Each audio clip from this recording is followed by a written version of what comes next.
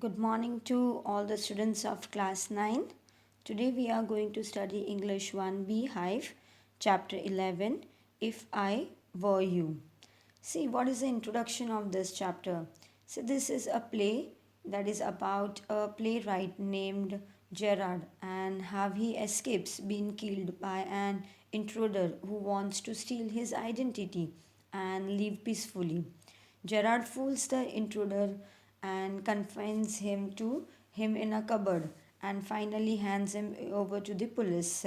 So this is a play which is written by Dolgus James. Now let us begin with this play.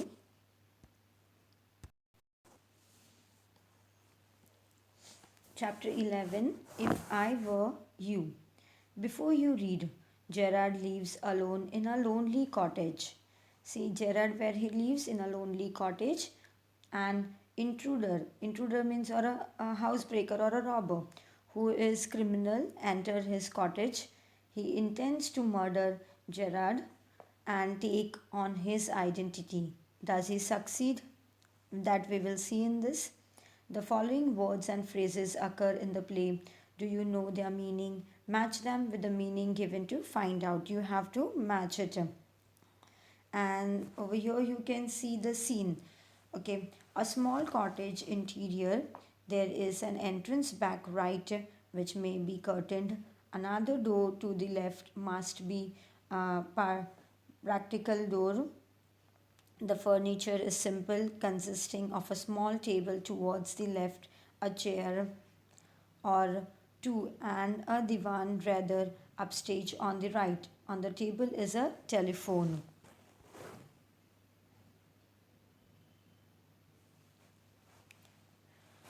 Okay, see the okay. Let me read it out. Then I'll explain this. When the curtain rises, Gerard is standing by the table making a phone call. He is of a medium height and wearing horn rimmed glasses. He is dressed in a lounge suit and a great coat. His voice is cultured. See, over here, the play is set in a small cottage, and the room has an entrance on the right and right hand side with a curtain on it. There is another door to the left side of the room, which is in use, and the room has simple furniture, a small table to the left, a chair or a two, and a small bed on the right side of the room. See, on the table, a telephone is kept. And as the curtain on the stage is rolled up, Gerard is found standing by the table making a phone call. He is of medium height and he is wearing spectacles and there are shapes of a horn, and he is also wearing a suit and a great coat, and his voice indicates that he is a cultured and well educated person. Okay, now we'll begin. Gerard, well, tell him to phone up directly. I must know. Yes, I expect I still be here, but you mustn't count on that. In about 10 minutes time, right? Oh, goodbye. He puts down the phone and goes to the divan on the left where he is traveling bag and starts packing. Whilst he is thus engaged, another man similar in build to Gerard enters from the right silently, revolver in hand. He is flashingly dressed in an overcoat and a soft hat. He bumps accidentally against the table, and at the sound, Gerard turns quickly. See, Gerard is speaking on the phone, and he says that the person should call him up directly. He adds that he would reach in 10 minutes, bids goodbye, and puts the receivers back on the phone. So then he goes to the divan and he starts picking the stuff in a traveling bag.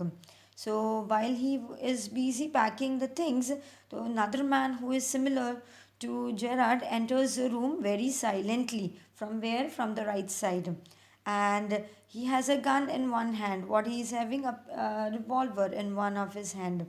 And he is dressed in a bright colored dress, an overcoat and a soft hat. See the appearance of the other man. and he bumps into the table. See where he bumps into the table, and Gerard turns around at the sound. See, when the sound comes, so Gerard turns around. Gerard pleasantly, why, this is a surprise. Hmm? Gerard speaks pleasantly to the stranger and says that he is surprised to see him. Intruder, I am glad you are pleased to see me. I don't think you'll be pleased for long. Put those paws up.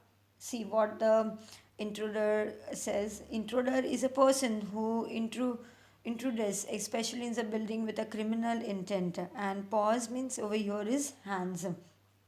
So, intruder says that he is glad to find Gerard, happy to see him, and he also says that Gerard he won't remain happy when he comes to know of his intention. So the intruder asks Gerard to raise his hand.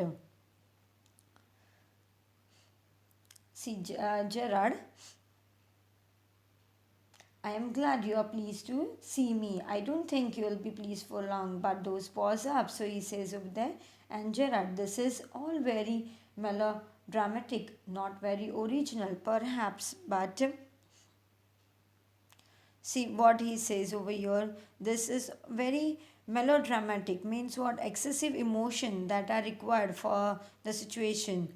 So Gerard finds the intruder's behavior to be dramatic and not very natural. Intruder trying to be calm and the intruder says that he is trying to be composed and he is short of words to complete the sentence. Gerard, nonchalant is your word, I think. Nonchalant means what? Not showing interest or any type of enthusiasm. Gerard adds that he wants to say that he is trying to be calm and nonchalant, that is, not to show any enthusiasm. Intruder, thanks a lot. You'll soon stop being smart. I'll make you crawl. I want to know a few things. See, the intruder thanks Gerard for completing the sentence, that completing that sentence, and says that soon he will stop acting smart. He adds that he will torture him and make him crawl also. See, you can see the picture. You'll soon stop being smart. I'll make you crawl.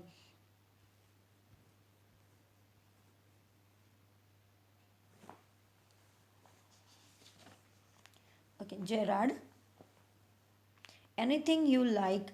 I know all the answer, but before you begin, I should like to change my position. You may be comfortable, but I am not. See, Gerard says that the intruder could ask him anything, but before that, he wanted to sit comfortably. Intruder, sit down there and no funny business. Motion to the chair and sit himself on a divan by the bag. Now then, we'll have a nice little talk about yourself. Okay, so the intruder commands Gerard to sit on the chair and sit on the divan, and he wants to talk about the two of them. So they start talking. Gerard, at last, a sympathetic audience. I'll tell you the story of my life. How, as a child, I was stolen by the gypsies, and why, at the age of 32, I find myself in my lonely Essex cottage. How? See, gypsies are nomads. See, Gerard says that finally he has a person who is concerned about him and wants to know about his past. So he would tell him about all his life and how, as in the child, he was being stolen by a group of nomads, and why at that age, the 32 years, was he living all alone in a small cottage of Essex. By saying this, he developed an air of suspense around him. Intruder, keep it to yourself, and I just answer my and just answer my question. You here alone? Well, do you? See, what the intruder says that was not intrigued by Gerard's word. So he wanted to answer to his set of questions and did not want to hear of to what Gerard had to say. So he asked if Gerard lived there alone. Gerard, I am sorry. I thought you were telling me, not asking me. A question to inflection. Inflection means what? A change in the modulation of voice. Your voice is unfamiliar. See, Gerard says that the way in which the intruder spoke made him feel that he was telling him that he lived alone rather than asking him if he did live alone. So he also added that the intruder's voice was not familiar to imply that he wanted to know about him. Intruder, with emphasis, do you live here alone? The intruder repeated his question with emphasis and asked Gerard if he lived there alone. Gerard, and if I don't answer? See what Gerard asked that would what would the intruder do if he did not answer his question? Intruder, you have got enough sense not to want to get hurt. See what intruder wanted Gerard that if he did not want any harm or would not get any hurt, then he should obey his order. He should listen to him and answer his question. Gerard, I think good sense is shown more in the ability to avoid pain than in the mere desire to do so. What do you think, Mr. See, Gerard spoke uh, intelligently and he repeated his good sense reflected in his ability to avoid pain. So, that mere desire to avoid it, he asked the intruder about the opinion and addressed him as Mr. to indicate that he wanted to know his name. Intruder, never mind my name. I like yours better, Mr. Gerard. What are your Christian's name? See what he asked over here? The intruder replied that he need not know his name, and on the other hand, he asked Gerard his Christian name. That is a name he was given when he was baptized in the church. Gerard, Vincent Charles. Gerard replies that his Christian name was Vincent Charles. Intruder, do you run a car? Is ask him. Did Gerard had a car? Gerard said no. He replied no. Intruder, that's a lie. You are not dealing with a fool. I am as smart as you are, smarter, and I know you run a car. Better be careful, wise guy. See what the intruder says. The intruder said the Gerard was lying. Why? Because he said that he was not fool. He was smarter than him, and he knew that he had a car, and he wanted Gerard not to be fool him. Gerard, are you American or is that merely a clever imitation? Gerard asked the intruder if he was really an American or was he copying American accent. So intruder, listen, this gun's no toy. I can hurt you without killing you and still get my answers. See, the intruder got angry and said that his gun was not a toy. He could harm Gerard and still would get a reply to his question. Gerard, of course, if you put it like that, I'll be glad to assist you. I do possess a car and it's in the garage round the corner. See what Gerard showed that he got scared and said that he would be happy to help the intruder, that he accepted that he had a car also and said that it was where in the garage. Intruder, That's better. Do people often come out here? See what then the intruder asks whether the place was frequently by many people. Do the people come over here?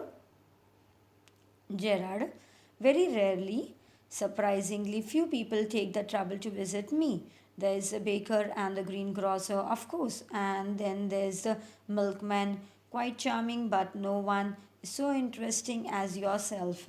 See what Gerard replied that rarely and any visitors came over there, and he also said that very few people came and the trouble for visiting him. See, other than who came over there, the baker, greengrocer, and the milkman, and no one else bothered to visit him. I happen to know, intruder, I happen to know that you never see tradespeople. See, the intruder said that he had come to know that Gerard did not meet tradespeople. So I hope you all have understood till here. In the next part, we'll continue.